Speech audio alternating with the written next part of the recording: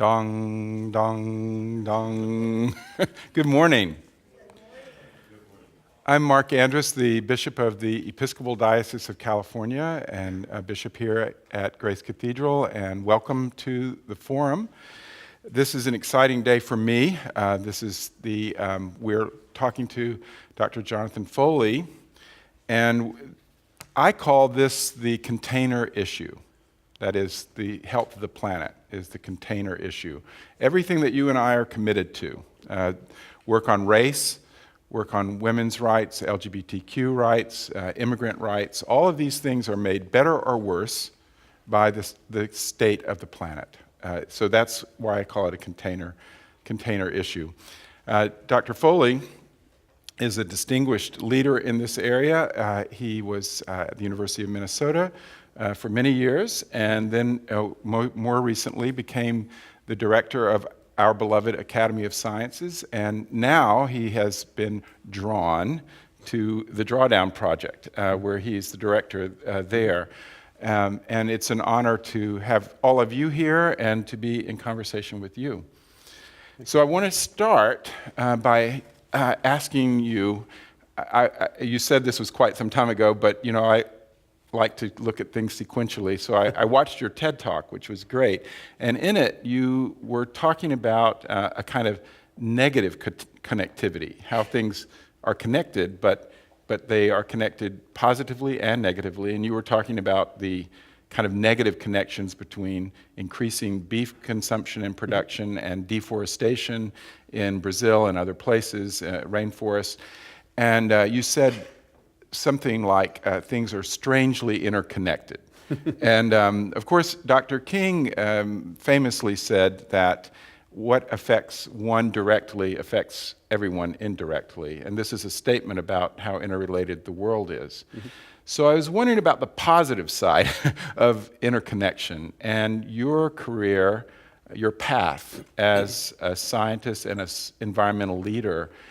But how did you get started? What inspired you on that path? And was there something about an experience of wonder that helped, or maybe a series of things that got you started? And I'll just say as background, my work with Rupert Sheldrake and Matthew Fox, they've talked to, Rupert's interviewed bunches and bunches of scientists. Yeah. And so many of them had an experience of wonder in the creation, in the natural order of which we're a part, that impelled them into their particular path of science.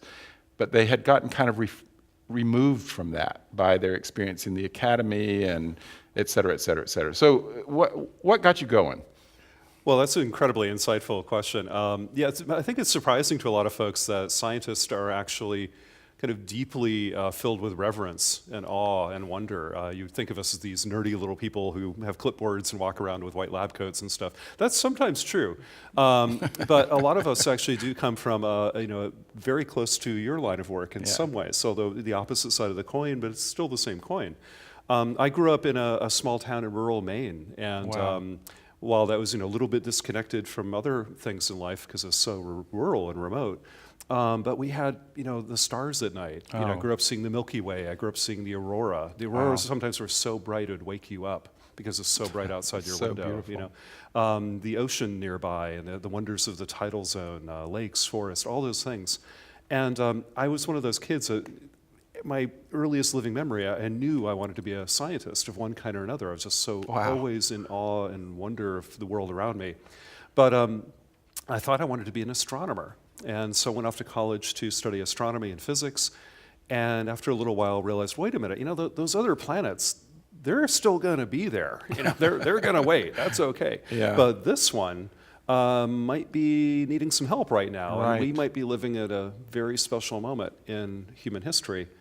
And so I switched my scientific career to study the Earth's climate. I got a PhD in atmospheric science and oceanography, basically, and spent the rest of my life working on that. But to your point, the academic scientific community of being at a university, no, don't get me wrong, I loved being a professor. I was one for over 20 years, ran major research institutes and centers at universities and all that.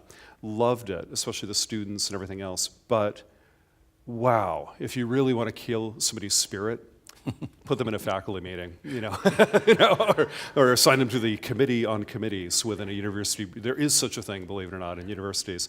So I imagine there's a bit of bureaucracy in your line of work too. I don't know. Well, I grew up in the Catholic tradition, so we really know how to do that. We're just a faint shadow of that. Yeah. Oh gosh. Yeah.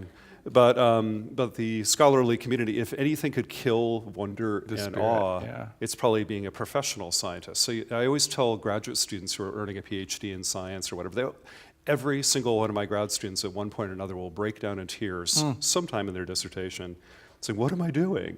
And I try to remind them, like, embrace that inner 9-year-old, the person you remember. Who had that moment of awe and wonder, who first saw the Milky Way or first saw a whale breaching offshore or walked through a redwood forest or whatever it was.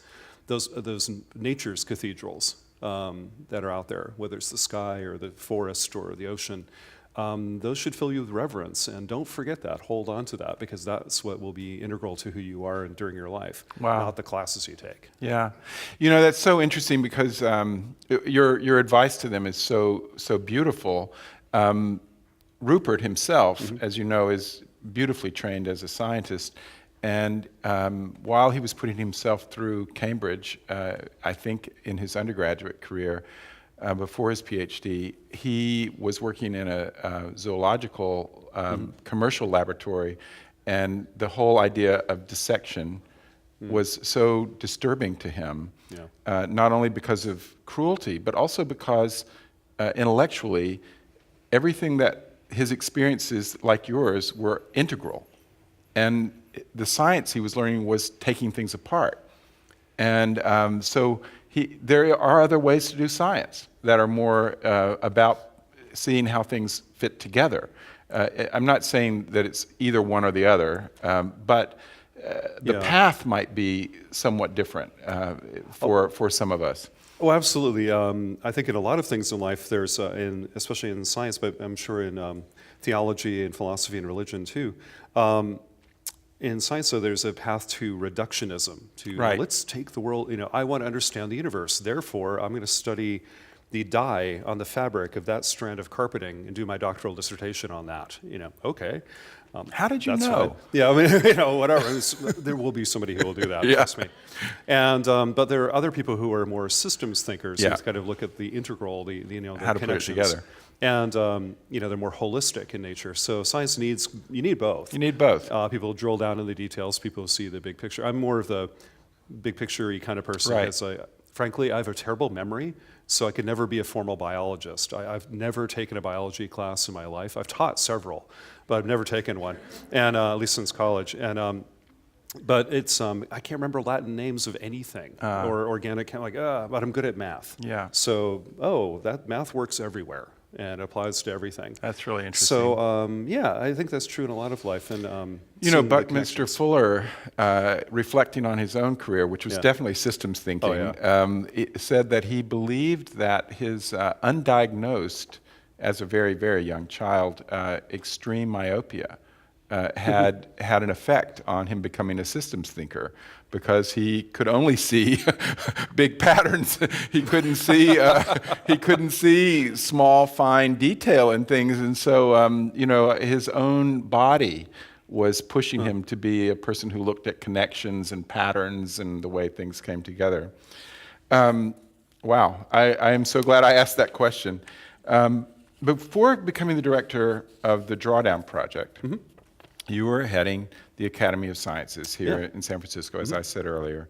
Could you talk some about the importance of natural science museums, and particularly our academy as well? What drew you to that, and what do you see the value? You've made some beautiful comments about how important they are and how important that particular one is, and why. Well, I mean, leaving a university and then working at the California Academy of Sciences was a perfect antidote to that, ivory tower balkanization of knowledge that I was kind of seeing in universities. Now, again, I love universities; they're wonderful places, but the Cal Academy, it's a wonder factory. I mean come on. I love that. I remember walking in there. So I was being recruited for that job, and at first I said, absolutely not, I want nothing to do with this. But I had some very persuasive board members, people from the community here, said, no, just at least come out and see it, check it out.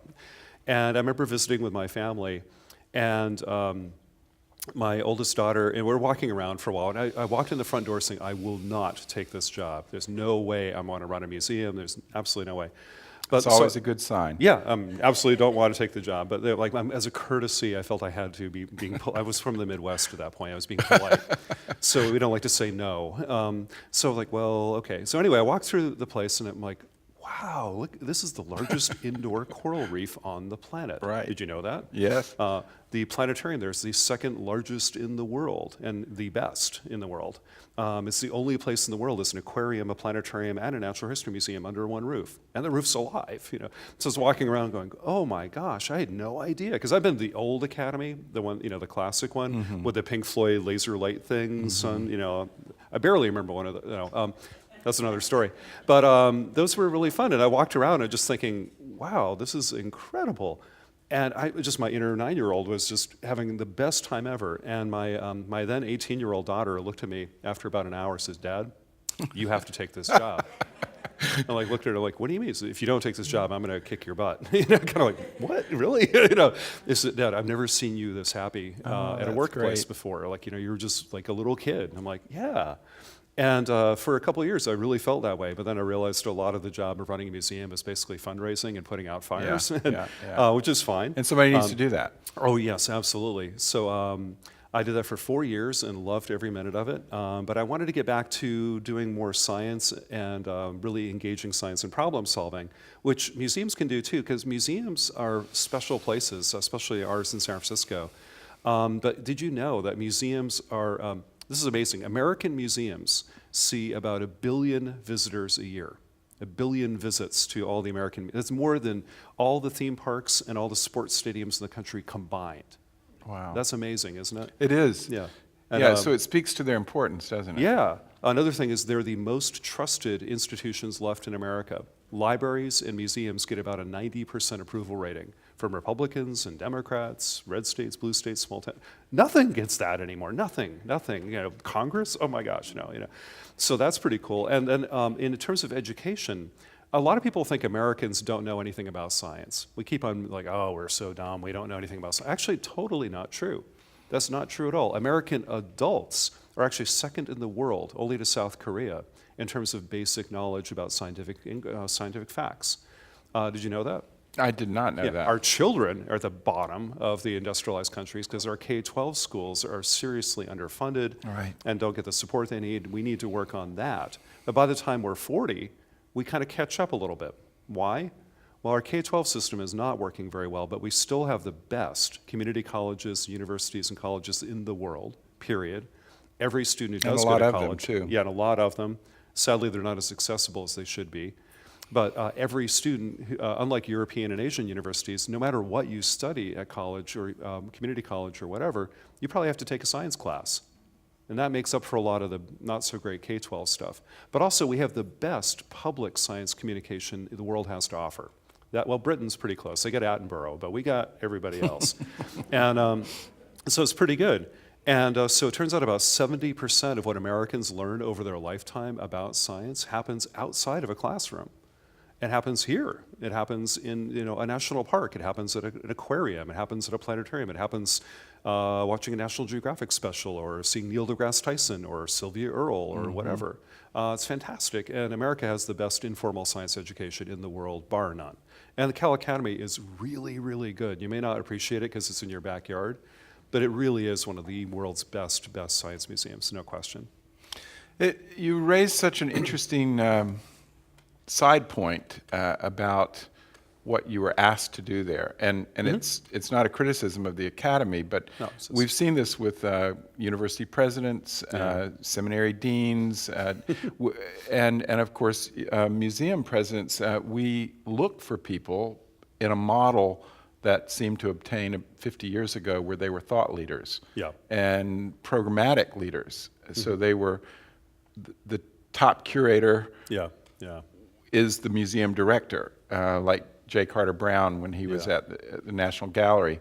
But now the pressures of fundraising have meant that that job has been sort of taken over in many cases, and that's what you experience to some degree. Yeah, I think that's fair to say. I mean, it's not unique to my particular No, experience. not but, at all. Like you said. And it was funny, at universities, I was always smart enough to never let them make me the dean or the provost. Like, never, no way. But somehow at a museum, like, oh, hey, that'll be different. Yeah. Nope, actually worse. Idea. And I know people in San Francisco get a little frustrated at some of the cultural institutions, like that they're kind of expensive. Like Cal Academy is like $35 or something. Like, you know what? Every time you pay $35, the institution still loses about $25. It's so expensive to run that facility. Try running the world's largest indoor coral reef in the middle of Golden Gate Park. Well, this is what God feels too. Yeah, well, he has a bigger budget, I think, but The ultimate budget. it's infinite. Well, anyway, but essentially, yeah, it's crazy because, and imagine, you're running a rainforest indoors. You have an indoor coral reef, which no one else on the planet has ever dared to do. The whole thing runs, by the way, with artificial seawater. They actually make synthetic seawater at the Cal Academy. They don't use they used to pipe in water from Ocean Beach, but it's not clean enough anymore. Wow. So they decided to make their own. Make First their own. major aquarium on the planet to do that. They also house 50 million research specimens in the behind-the-scenes part of the Academy, which hardly anybody gets to see, but it's one of the great treasure vaults of nature on the planet. It's actually the 5th largest collection of natural specimens in Earth's history. Wow. Ever. 3rd largest in the United States, after only the Smithsonian and the American Museum in New York. It's one of the scientific treasures of the world, but the federal government stopped funding those back in the 1970s. So we've had to make up the difference by charging too much for hamburgers and stuff. Well, I just realized recently that museums are financially supported a little bit like the Episcopal Church is, in that unlike most denominations, we encourage people to think about a year period of their giving. Yeah. So many denominations, it's just week to week, like an individual ticket. But buying a museum membership, and at different levels, right? So if you buy the basic, you're just getting your ticket in, and that's still losing money. Yeah. But if you feel inspired by the museum, you it buy up. another level, and then you're helping fund the program of the museum, and that's what we do. We ask people to think about, well, what does Grace Cathedral need in terms of serving San Francisco and the Bay Area, and can you think about your own financial commitment to that over a year? There are not a lot of institutions, I started to think, in the country that think that way. Museums are one of them. That's very interesting, and we're so fortunate too to have incredible philanthropy in this community too, for especially when it comes to big capital projects. Churches are no different, of course, cathedrals and so on. But after the Loma Prieta earthquake, everything but, I guess, the Palace of Fine Arts and the Legion of Honor were completely rebuilt. Think of all, the De Young is new, the MoMA is new, the Exploratorium is new, Cal Academy is new, the Asian is new. All the major museums have. That's about $2 to $3 billion worth of hardware I just mentioned. I mean, our building was at the time the most expensive. It was about $550 million, almost entirely paid for by gifts. There was no government money into that. Not like a football stadium. We didn't tax people for it. It worked out. I think SF MoMA turned out to be more expensive than that, the new wing. That's a lot of money, and it was a lot of it was the same very generous people did a lion's share of that. We're very fortunate in a place like San Francisco to do that. And as the next generation of kind of wealthy individuals who are coming out of tech mostly, be encouraging them to think philanthropically in their own community. But a lot of them are shifting to more of a global stage as well, which is also appropriate. It's an interesting, how does the world kind of support these and other kinds of institutions? Will always be changing, but it's a great problem to have. But it's the reason we didn't have to rebuild here is because the people leading the cathedral and the diocese, when after 1906. The famous architect who designed this cathedral to replace Grace Church, which burned where the Ritz is now, said, no, they told the architect, no, not a stone building. We're not going to do that. So it's poured concrete and reinforced by steel, and so foresighted. Your website, globalecology.org, has 4 key platforms, Jonathan: global environment, food systems, sustainability solutions, and defending science. Why are these four key to you? Well, I mean, so I guess, well, I'd even boil it down to three, really. One is kind of, the state of the world, what's going on the planet. The second might be like food and sustain. I'll lump that under just broader sustainability solutions. It's not enough for scientists like me to come up to you and say, wow, the planet's really in trouble. That's all I've got. We're really in trouble. I don't know what to do about it. That's often what you do hear from people like me, though. I think we need to have an equal measure or more now. Like, so what are we going to do about it? Again, like imagine a doctor coming to you in the waiting room like, oh, dude, you're really sick. That's all I got, but, like... Or sending a robot to tell you that. Oh, that's next, yeah. Or the, the it's already captain of an there. airplane like, well, folks, we're heading a big storm. I don't know what to do, but, like, not going to help you very much. But also defending science, which sadly, we shouldn't have to do that. But we do, clearly, and this is not a partisan thing at all. But currently, we have an administration and some members of Congress who seem to like to take sport in attacking scientific institutions for sportsmanship, for games, for scoring cheap points or something. I don't get it. But when they need an MRI, I like them to think about that again, or that they are alive past age 35, or that they, have an iPhone or something. I think there ought to be a rule if you criticize like, science, like you don't believe in the laws of physics. Okay, they don't apply to you. Give me your iPhone, your car, your internet connection. That's all back here, because physics is what made that possible. So. Yeah, I don't know. It's a strange time, but so I spend my life thinking about those things. It's pure cynicism. That's all that is. Well, yeah, I mean, you must think about this far more than I do. But I remember, we all remember Eisenhower's speech about the dangers of a military-industrial complex. I think we're far more in peril from a political media complex today that is making us cynical, that is intentionally dividing us. Yeah, so advertising is behind both. Yeah, a little bit. But marketing can be for good too. But I don't know, it's very strange. But I mean, this is more in your world than mine, but I see it in my world too. Like, the data even show that Americans feel more hopeless, more anxious, more divided, more at ill at ease than any time since like the Civil War. Really? That's incredible. Though there's one fantastic statistic. You look at how divided we all are, and we can't agree on this, and we can't agree on this, hyper-polarized. But there's one statistic where it shows we're coming together. It turns out that 80% of Americans, the vast, overwhelming majority of Americans, 80% of us are united in our common belief that we're more divided than ever. So, that's good news. At least we can agree on that. That's a start, right?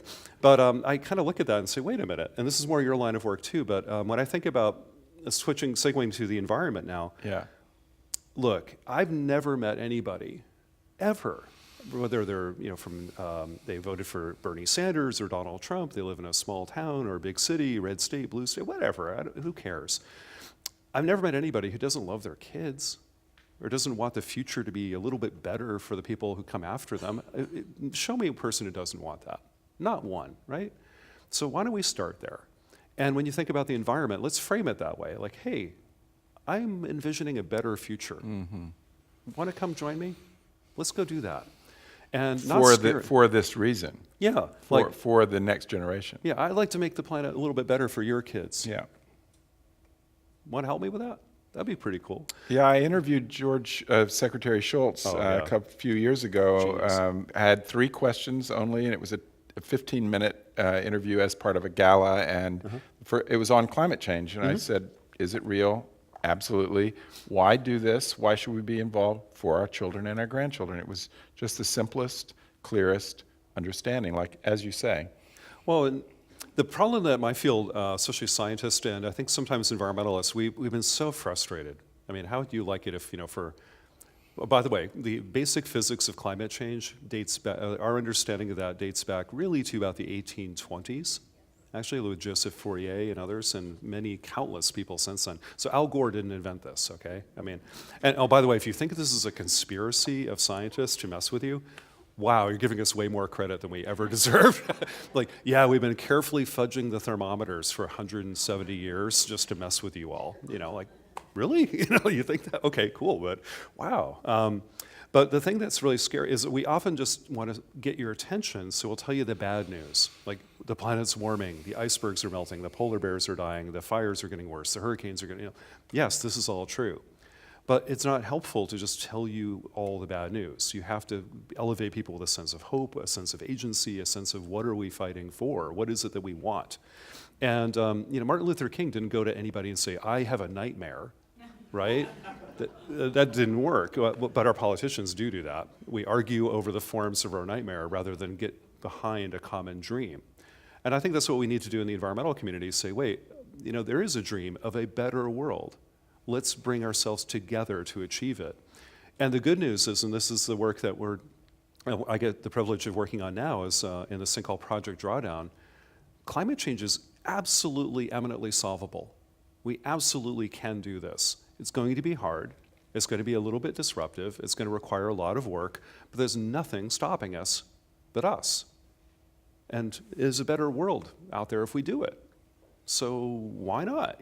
That's what I want to hear, and that's what I would like to see more of, is like the can-do, I don't know, what's the Rosie the Riveter kind of equivalent of climate change? Let's do this thing. This is going to be great. It might still be Rosie the Riveter. Why not? Yeah. Let's move then to Project Drawdown, your current work, which is so inspiring. Yale University recently had a poll of Americans, and surprisingly found that 4 out of 5 Americans believe in the reality of climate change. So that's interesting. It's even more now, yeah. But the reverse was true when they asked the question, do you think you can do anything about it? Yeah. And then it was 4 out of 5 said no, that they feel a certain hopelessness about that. So you wrote the foreword to the book Drawdown that I have here. This is a very important book that was the first material artifact, I would say, of the Project Drawdown. And you wrote in the foreword, the Drawdown team has, quote, researched and modeled the 100 most substantive ways we can reverse global warming. And then moving on, you said, but more importantly to me, Drawdown illuminates ways we can overcome the fear, confusion, and apathy surrounding climate change and take action as individuals, neighborhoods, towns and cities, states, provinces, businesses, investment firms, and nonprofits. This book should become the blueprint for building a climate-safe world. That was in 2017. A lot has happened since then, including you becoming the head I didn't work for the place of Project Drawdown. So I think I would really appreciate your update on where we are and where Project Drawdown is, since you've assumed the leadership of it and since you wrote those words. Yeah, so first for orientation, Project Drawdown, the word drawdown is named after an idea. The idea is right now, pollution levels that are causing more climate change, like CO2, methane, nitrous oxide, all these so-called greenhouse gases, they're going up.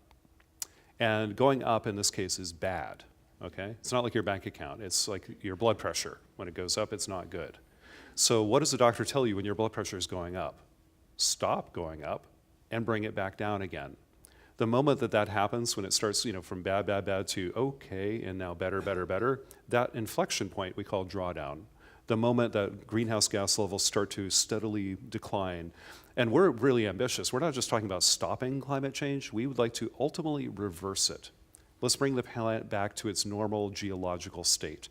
For the last 5 million years, this planet has never seen, for just CO2 alone, levels above 270 parts per million. This morning, it was about 411 parts per million and increasing about 3 a year. So we definitely need to fix this. So Drawdown's trying to figure out, can we do it? Can we bend the curve back down again? Short answer, yes. And what was amazing about it is the person who kind of thought up the idea of doing this book and all this research is not a scientist.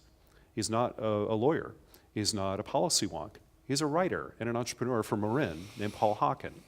Paul's a genius writer. I've loved everything he's ever written. If you have a chance to read anything of his, do so. He's a brilliant guy. Blessed Unrest, I think, is a really important book just before this, and worth reading. Absolute genius, and he's started up so many amazing ideas over his career. So he was the brainchild of Drawdown. But it was not one person's operation there. It was about a team of close to 100 people, a lot of them part-time here and there helping out.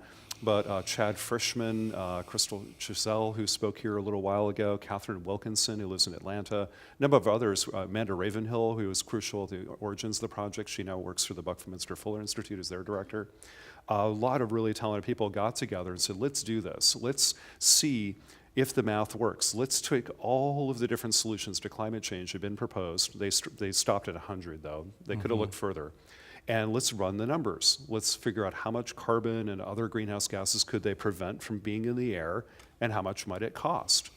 And they just did the analysis. That's a lot of work, it turns out. You get scientists and engineers and economists and tech wonks and all the rest to do all this and compile all these data. And it's the first time anybody had ever done that before, looking systematically across things like electricity, all the way to forest, to food, to cars and trucks and everything, using the same approach. So you could truly look at apple to apple to apple to apple comparisons. Before, if you tried to comb through the scientific literature, you could compare apples to oranges, to kiwis, to pomegranates, to grapefruits, or whatever. You couldn't make sense of it. So this book did a real service that way. But more importantly, the tone of the organization was, we're going to talk about the solutions, not the problem. Not one word about this book is about, here's how bad climate change is. Right. We don't need to tell you that. You already heard it. So Al Gore got us covered there. It's all about solutions. It doesn't use the language of fear. It uses languages of opportunity and possibility. And it doesn't incite conflict. Instead, it encourages collaboration. Too much of environmental messaging right now, I would argue, is fear and conflict. Like, we're going to die, and they're the ones to blame. And that's great, short term. It gets your attention. You write a check, and you'll go be an activist and go march. It's also based on the war model. Yeah. And that's not going to work. No. Because there are no non-combatants. Yeah. And there are no civilians. Yeah, we're all in it. So, and it's also, as James Hansen says, the long emergency. So, exactly. If you're going to think about a war, it would be a war effort that would be totally consuming for 150 years. It would be World War II, that level of engagement for 150 years. So it's not a good model. It isn't, although I think we can take some lessons of the mobilization that we saw during World War II, of our ability to mobilize people around a cause. But it wasn't war. It was war as a moral imperative at that moment. War itself is a terrible motivation. But when you see, this is why sometimes I think when people argue about whether protests are helpful or not, they certainly were for apartheid and civil rights, LGBT rights, things like this, absolutely. Have they been around the environment? Not as much. Not as much. And I think it's because the complete moral, absolute right and wrong. I mean, who's going to have the counter protest no, I think apartheid's a good idea. I'm like, nobody did that. It's such a bad idea, it doesn't even exist anymore. I mean, so things like that were just morally unassailable. I think we need to talk about the environment that way too, to say, look, we're talking about our children's lives here. Do you want to be the first generation in human history to deliberately and knowingly and purposely leave a degraded future for your children? Because that's exactly what we're doing.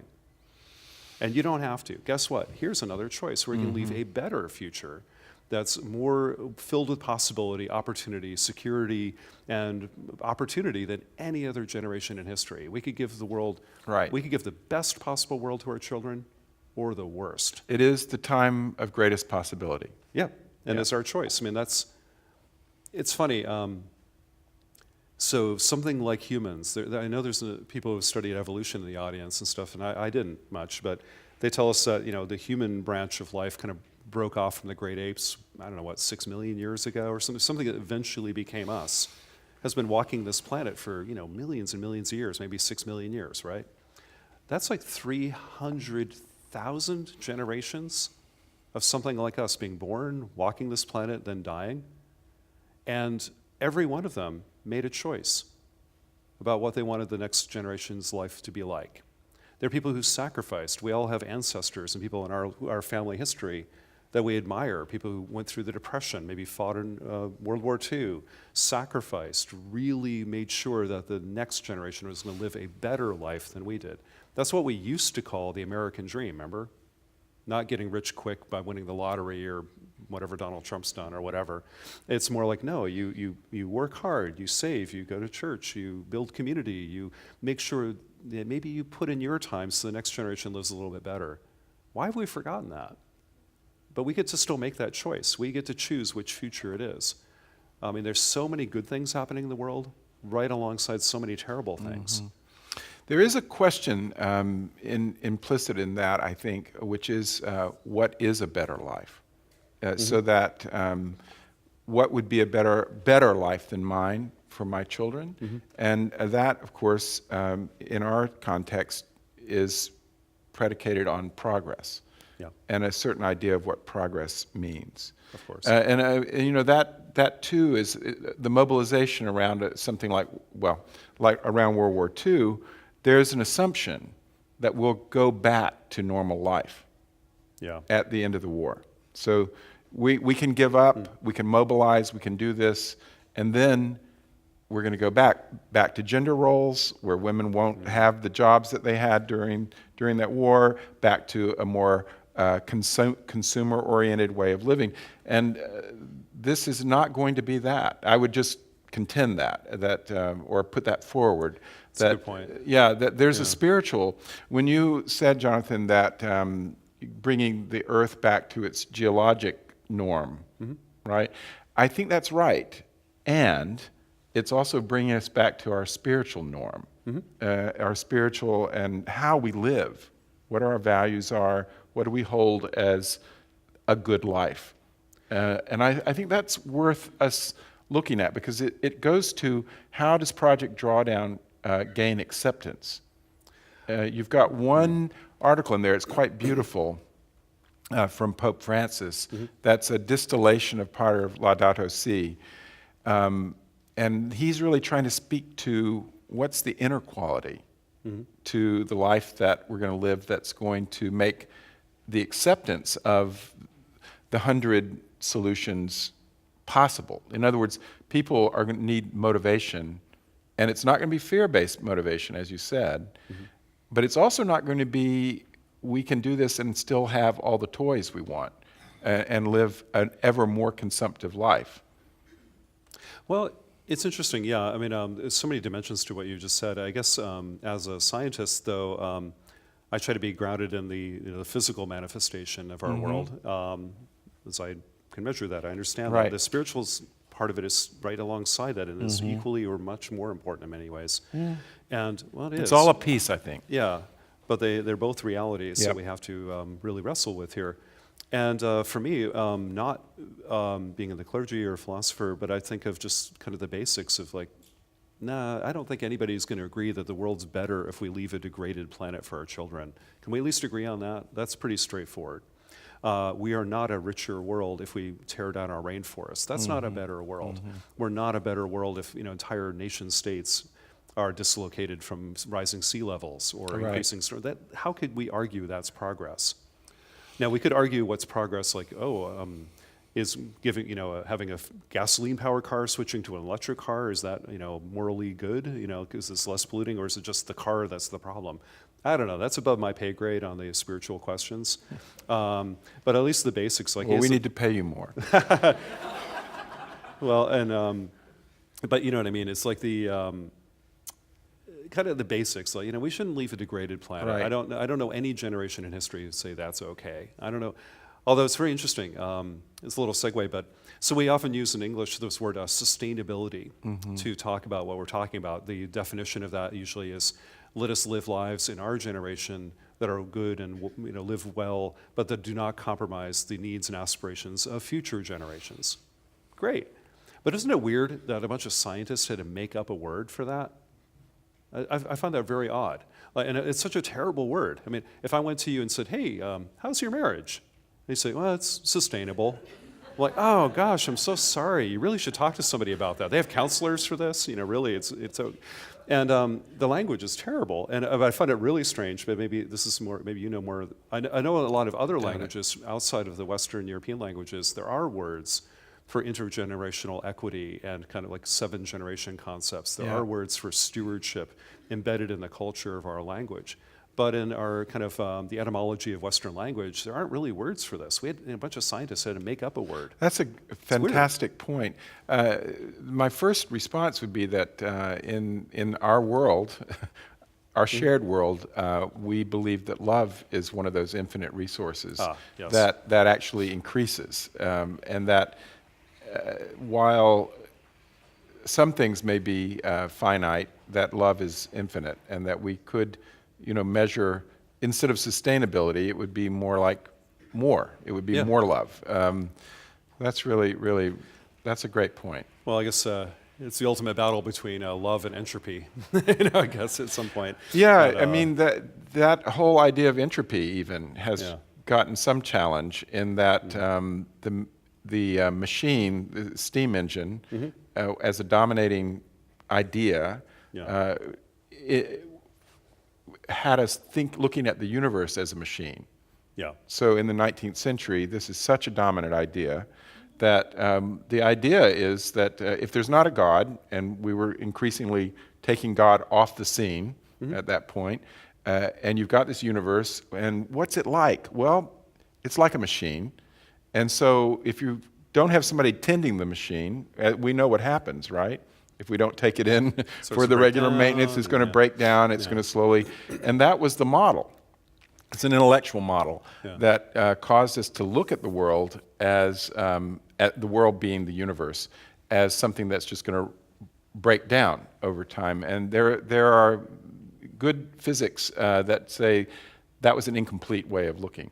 Yeah, certainly. And I think one of the greatest breakthroughs in science in the 20th century was really the rise of kind of systems thinking and complexity theory, kind of the idea of complexity. Again, I'm treading on your turf, so forgive me for that. But when I think about as a never finished astronomer, armchair reader of astronomy nowadays, but you think about it, our universe dates back, I don't know, 15, 18 billion years, we think now. And the original stuff that the universe was made out of was just subatomic particles. We didn't even have atoms yet. We had these weird little things running around the universe that couldn't even form a hydrogen atom yet. But eventually they did. But there was nothing else in the universe but hydrogen and helium. Such underachievers at that point. I know, a bunch of slackers. I mean, what's going on here? So you have this primordial soup of subatomic, leptons and boson, whatever the heck they were called. And then they grew in complexity and grew to the next stage of matter, hydrogen and helium. We've started to form stars. They underwent nuclear fusion in their cores and created these incredible things that started to synthesize all the other elements. And then they had supernovas. That created everything else we know in the periodic table, like us. We literally came from exploding stars. That expression, "we're stardust," is literally true. Physicists will tell you that is actually, it's not just Walt Whitman, it's actually literally true.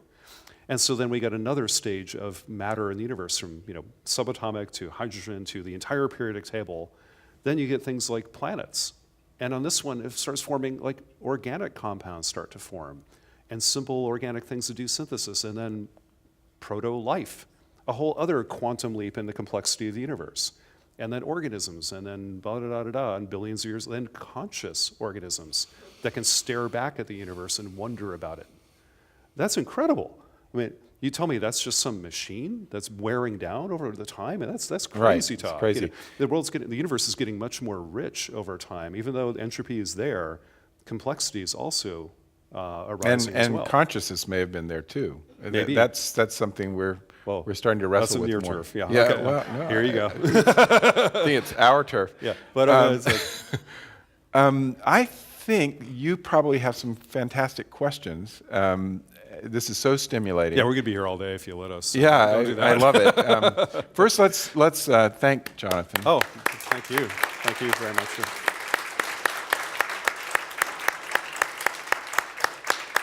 And if you have some questions, our amazing cultural and arts coordinator and supporter of all things that are interesting at Grace Cathedral, Rebecca, has pads, and maybe some of you have already written your questions. I see Alma has one.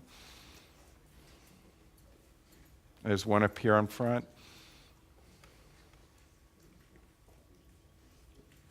Thank you so much. Okay, fabulous question. What do you need us to do next? And how do we intersect with the menu of activities? Thank you. With this menu of activities. Well, if I interpret that more narrowly around, let's say, climate change, so really big, first is do not give up hope. Okay, that's the most essential thing we can do. Hopelessness is a terrible strategy for solving anything, and nobody follows a pessimist. So let's maintain hope, but blend that with courage and a steely eye to looking at big problems that are kind of scary sometimes. That's what we really need. And then do not feel that your own life is not filled with agency beyond your wildest imagination. So yes, we can address things like climate change in our daily life at home. Of course we can. We can update our appliances, we can get more efficient lighting, we can get that more efficient car the next time around, we can reduce food waste, which is like the number one thing you can probably do. You can maybe moderate your diet a little bit, a little less red meat perhaps, shifting to other kind of proteins would be really helpful. Please do.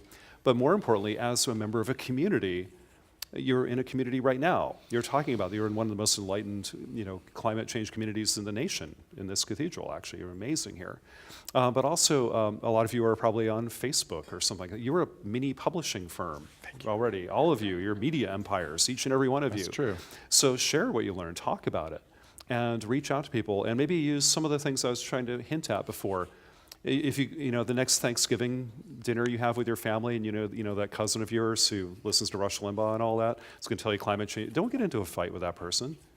Love that person. Show them what you have in common. Don't fight about climate change or whatever. That's not helping us.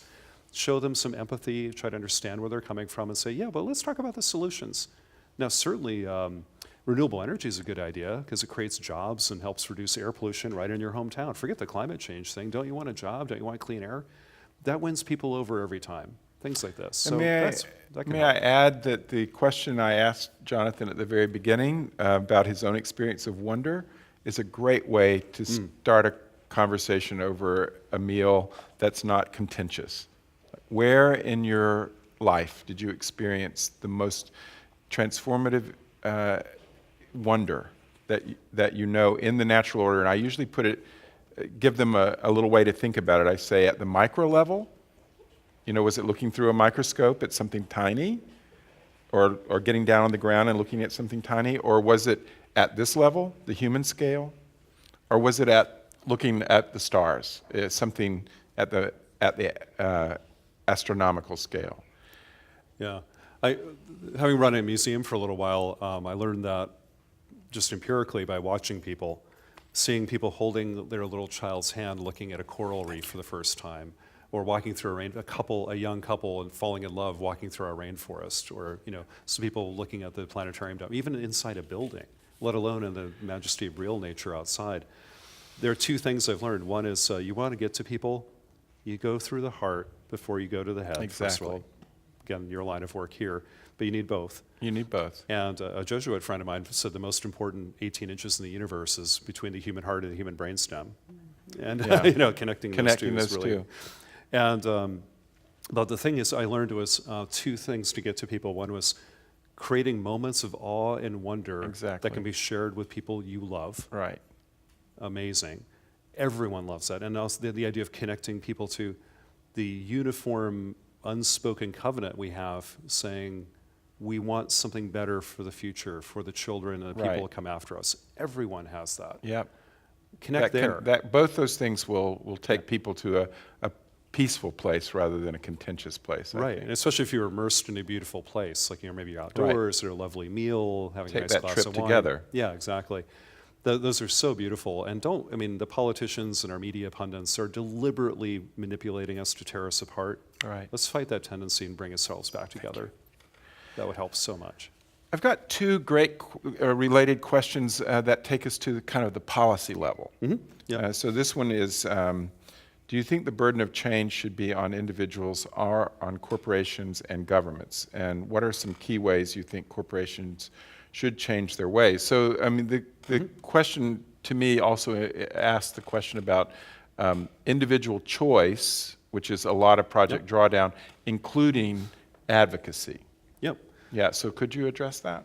Well, I'll stay right here for, very plainly that we cannot solve this problem only through changing policy or Right. changing business practice Right. alone, or singly changing investment and capital flows, or only changing behavior. We need to do all four. We need to really change policy, mostly at the local and state level, actually, is more important than the federal level many times. Don't forget that. Business practice, investment, and behavior. All of them, all of the above. There's no silver bullet to climate change. There's silver buckshot, but no silver bullets. We all need to do our thing. And I think it's a little hypocritical for us to, for any one of those groups to point fingers at the other, to say, well, it's all those people in Washington. I'm like, well, really, what are you driving? Have you made your apartment as efficient as it can? With the means you have, maybe you're renting versus buying, maybe you're in a very tight income, great. But have you done your best before you expect others to do their best? So where's the leadership? You expect leadership here, but you're not embracing it yourself. Right. Let's all be leaders in our own small way, and maybe sometimes large way. And I don't like pointing fingers, saying it's all them or all. And again, that kind of war mentality. Like, yes, it's great sport for Donald Trump and whoever to make fun of scientists and whatever. Anytime it's cold out, global warming isn't real because it's cold outside Trump Tower. That's great for tweets and sport. But environmentalists, we do that too. We like to poke fun at, ExxonMobil, they're evil. Like, really, what did you drive today? How did you get to work? We're part of that too. Yeah. Or the Koch brothers. Yeah, of course, we need a villain. Everybody wants Mr. Burns.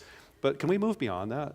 And say, hey, we're all leaders, we're all a little bit culpable, but we're also, more importantly, all filled with some possibility for leadership, and we could do better. This country's always said to itself, we can be better, we can do better, let's do that. We all could do that. So I want us to participate in a positive ecosystem of helping each other see collaboration and possibility and leadership from every level. I usually, one way I like to put it in terms of the different ways we might approach it is if you can make a non-dual response, it's a good response. So in other words, not either this or that, but if you can make a non-dual response, it's stronger. I was going with the Aaron Burr, Hamilton duels. Yeah, You don't want that either. Well, that too. Pistols at dawn. We don't want that either. Continuing in that vein on policy, what do you think of the Green New Deal and how can it be successful? And I want to add one thing to that as well. I'm going to wimp out a little bit on this. I'm going to pull out my scientist card. So, I'm not going to endorse or I'll tell you what I think about the Green New Deal, both positive and negative, to just be fair. Positive, it's highly aspirational, really amazing. It's talking about really aggressive targets for climate change, although still a little bit vague on how, of course. It's not a policy, it's a statement of values. But it also includes social justice, economic justice, all bound together, which, warms my heart, I'll have to say. And there's some great ideas there. I also, though, as a pragmatist, look at Washington, D.C. today and say, really? This has no chance of passing, not before 2020, but before 2022 or 2024, given the filibuster rule of the Senate and the likely elections that we see in the current standoff with the GOP right now. So I'm looking at other alternative pragmatic things. I look back to Obama's administration. He didn't have a Green New Deal, but it was the first time in American history emissions actually went down. When Obama took office, and every year since until about last year, emissions dropped 15% since 2007, even though the economy grew in net by about 20% and our population grew by, 5%. So what did Obama do? He did everything but get Congress to pass stuff. He did it through legislative rules, through purchasing, through procurement, through international agreements, things like this, but also working with business and with technology, not scaring them, working with them. To get to where we need to be, like the Paris Accords say we have to cut our emissions in half between now and 2030, cut them in half again by 2040, and a half again by 2050, roughly. Well, Obama got a third of the rate we need to get to half by 2030. So we do what Obama did times 3, we're done. That's pretty good. Now, a lot of my Democrat friends would be really upset with what I just said. I want more than one path to success here. If the Green New Deal is possible, great, let's go for it. I don't know if it is possible, and I don't want the planet taken hostage by either party in Washington just to let them fight with each other. That's what I worry is going on a little bit, on both sides, a little bit, to be fair. Republicans, though, have abdicated I grew up in a multi-generational Republican family, so I guess I can say this. They've just abdicated reality lately, at least the leadership of it. Not the members of that party, but the leadership and the public face of it. What? And this is the party that, remember, Nixon founded the EPA, he signed the Clean Water Act, Clean Air Act, Endangered Species Act. George H.W. Bush is probably the best science president this country's ever seen since Thomas Jefferson and maybe Abraham Lincoln. So, this is incredible change in the GOP. It didn't used to be like it is right now. So I would really like to see a bipartisan approach, might be the Green New Deal. Well, right now, the Green New Deal at least is starting the conversation, is forcing Republicans to at least respond with something. 6 months ago, nobody in Washington was talking about climate change. It didn't even appear in the debates in the 2016 election at all. And now it's everywhere. And so I have to give the Green New Deal and Alexandria Ocasio-Cortez, she retweeted me the other day. I became Twitter famous for about 2 hours. It's amazing. That woman is an incredible communicator. She is. I love her. Yeah, a lot of the attention is due to her ability. Great. Yeah, so at least that Overton window, the conversational window, is getting bigger thanks to the Green New Deal. I'm rambling here, but I'm saying I love it, but I'm also a pragmatist. Says we need a plan B, and a plan C, and a plan D, and a plan E. Well, that's part of its flaw. It's not a plan. No, it's not a plan. It's a list of pieces. There's not a plan there. The other big missing piece is an international piece. So it is entirely, almost 99% U.S. focused. Well, when Donald Trump says that he has taken us out of the Paris Agreement, you know that he cannot until after 2020. But what he has done is freeze the Green Climate Fund. Yeah. And so President Obama pledged $3 billion to the Green Climate Fund. That's the financial instrument that funds the Paris Agreement. Yep. So only $1 billion of his pledge was paid by the time he was no longer president. Yep. And Donald Trump did freeze that. So that $2 billion has been kept out of the international world of mitigation and adaptation. And that is really disastrous because the UN is in the replenishment of the Green Climate Fund phase now, not just paying the initial pledges, but the replenishment. Yep. So what that means is that the loss and damage that you referred to, Jonathan, with rising waters in the Pacific island, it's no money for this.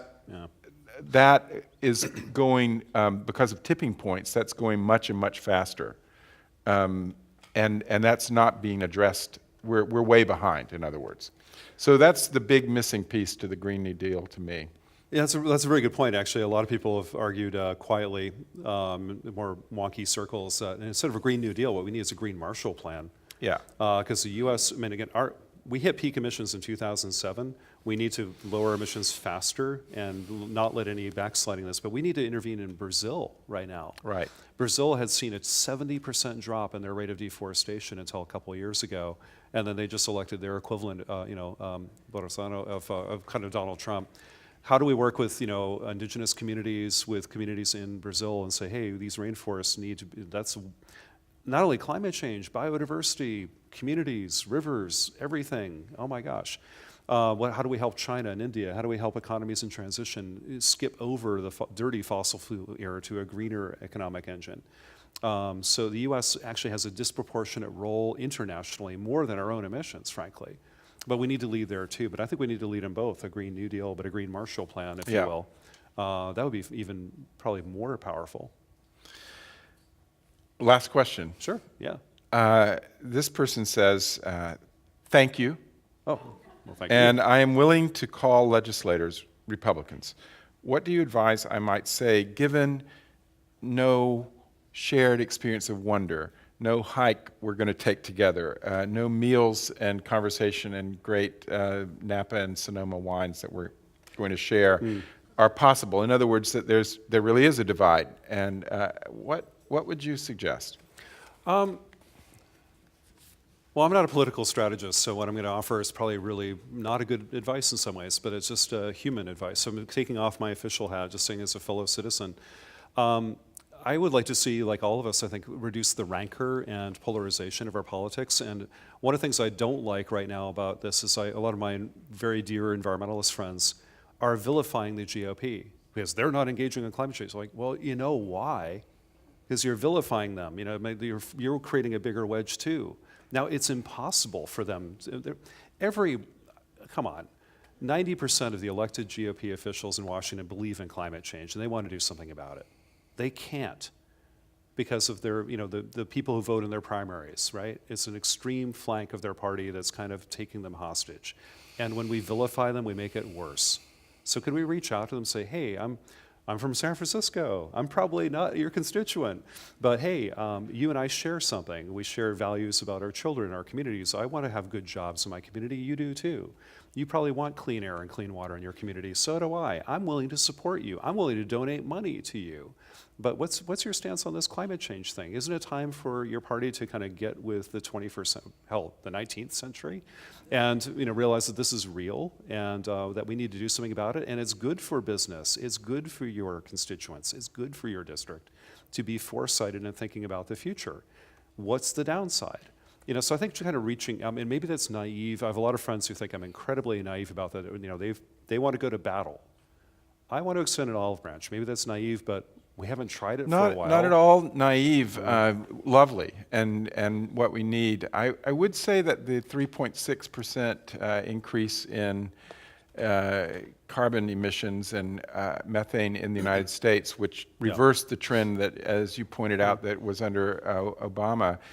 I would say that part of that is the doing away with regulations. And that is a very concentrated effort that is reversing work that you could say started with Silent Spring in 1961. And I went back and read Silent Spring as part of my research, and it's such a beautiful book.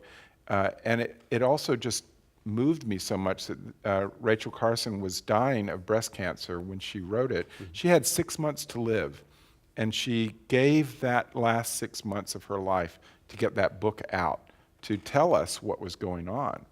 And so all the EPA and all that work, which is about protecting your lives, as well as the life that we share, is being eroded in a very deliberate way. So I don't think you're naive in the least. I think that peace is the way forward, but I also think truth is part of that. That's true. And so I'm going to make a little advertisement at the end here. Sheila Andrus was speaking to Jonathan about sustainislandhome.org, which is our web-based carbon tracker for the Episcopal Church. Mm-hmm. And Grace Cathedral is one of the users. Your wonderful leadership and lay and ordained have embraced this. This gives you a way, as an individual, to be hopeful, because you can find out your carbon footprint, and then you can take steps to plan how you'll reduce it from a size 12 down to whatever it should be, a size 8 or whatever. So sustainislandhome.org, and you've got people who have been trained in how to use it here, and this puts the power in your hands as a community and as a household and individual. Let's thank Jonathan once more. Thank you. Thank you.